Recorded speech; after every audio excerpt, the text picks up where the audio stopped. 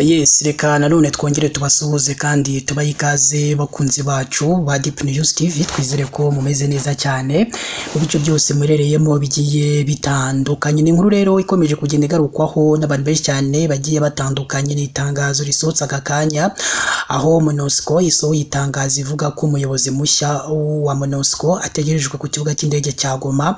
Goma rero imaze igihe igenzurwa n'umutwe wa FCM23 nyuma yo kwirukanamo ingabo za Repubulika Demokarasi ya Kongo ndetse n'abarwana ku ruhande rwa leta Wazalendo ndetse n'ingabo z'u Burundi ndetse n'abacashoro. Kuri ubu ngubu rero hashize umwaka urenga FCM23 ariyo igenzura uyu mujyi wa Goma. Turaje rero turebere hamwe kigiye gutuma uyu muyobozi mushya wa MONUSCO agiye kuza hano mu mujyi wa Goma. Ikimuzanye ni igiki?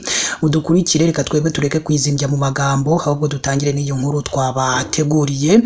Ubutumwa bw'umuryango w'abibumbye bwo kubungabunga amahoro muri Repubulika Demokarasi ya Kongo MONUSCO buratangaza ko Viviane Van de Pele, intumwa idasanzwe y'agateganyo y'umunyamabanga mukuru wa Loni akaba n'umuyobozi w'agateganyo wa MONUSCO, azaza gusura Goma kuri uyu wa kane itariki ya 12 Gashyantare 2026. Murumva ko ari uyu munsi. MONUSCO kandi ivuga ko uyu Viviane azagera ku kibuga cy'indege cya Goma n'indege. Ibyo bikaba bigaragaza intambwe igaragaza imaze guterwa nyuma y'igihe kirekire ikibuga kimaze kidakoreshwa kuva muri Mutarama 2025, nk'uko iyi nkuru tuyikesha Radio Okapi.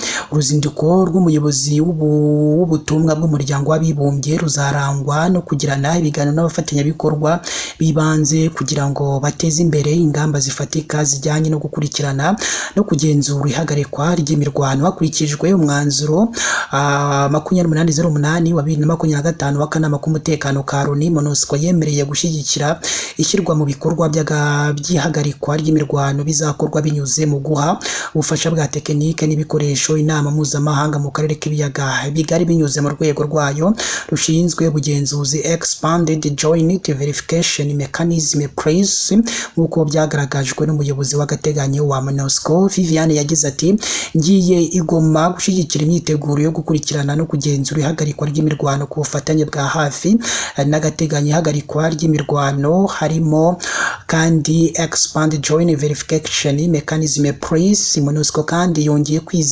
kwizeza ko inkunga yayo mu gukurikirana no kugenzura ihagarikwa ry'imirwano izatangwa mu rwego rwa manda yayo nk'uko byasobanuwe n'akanama gashinzwe umutekano ku isi, kandi bizakorwa byubahiriza ubusugire bwa Repubulika Demokarasi ya Kongo. Abakunzi bacu rero ba Deep News TV, mu nkundire dusoreze hano n'iyi breaking news bitugezeho aka kanya. Icyo tubasabye muri munsi y'amakuru murabona ahantu ijambo subscribe kugira ngo tujye tubana.